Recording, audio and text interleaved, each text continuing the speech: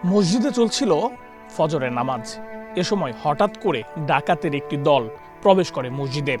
তারপরে ছুটতে থাকে এলোপাতাড়ি গুলি, আর এতেই নিহত হন প্রায় ২৭ জন মুসল্লি। ঘটনাটি ঘটেছে নাইজেরিয়ার উত্তরাঞ্চলীয় এলাকায়। নাইজেরিয়ার উত্তরাঞ্চলীয় কাটসিনা রাজ্যে ফজর নামাজের সময় সশস্ত্র ডাকাতের হামলায় কমপক্ষে ২৭ জন মুসল্লি নিহত এবং বেশ কয়েকজন আহতর খবর জানিয়েছে আন্তর্জাতিক গণমাধ্যম আল জাজিরা। আল জাজিরাকে একজন গ্রাম প্রধান ও একজন হাসপাতালের কর্মকর্তা এ তথ্য নিশ্চিত করেছেন। স্থানীয় বাসিন্দারা জানিয়েছেন, মালুম শাফি স্থানীয় সরকার এলাকার উঙ্গু ওয়ান মানতাউয়ের প্রত্যন্ত সম্প্রদায়ে গিনিচ মাউন্টেতে মঙ্গলবার ভোর ৪টার দিকে মসজিদের ভেতরে বন্দুকধারীরা গুলি চালায়। এতে নামাজ পড়তে জড়ো হওয়া মুসল্লিরা দিক বিদিক ছোটাছুটি শুরু করেন। পলায়নরত মানুষদের লক্ষ্য করেও গুলি ছোড়ে তারা।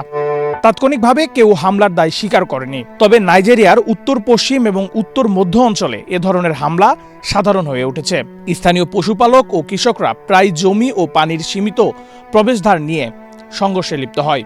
সাধারণ মানুষের উপর গুলির ঘটনা এর আগেও সেখানে ঘটেছে।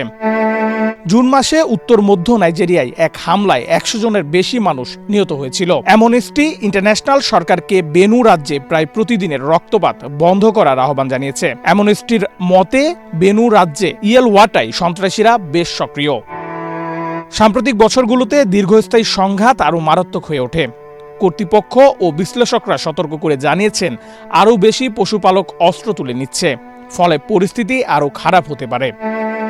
রাজ্যের কমিশনার নাসির মুয়াজ্জু বলেন, মঙ্গলবার রক্তপাতের পর আরও আক্রমণ রোধ করতে ওয়াংগুয়ান মান্তাউ এলাকায় সেনাবাহিনী ও পুলিশ মোতায়েন করা হয়েছে। এ ব্যাপারে সরকার কঠোর অবস্থানে রয়েছে বলে জানান তিনি। নেহাল আহমেদ প্রান্ত, বাংলাদেশ প্রতিদিন।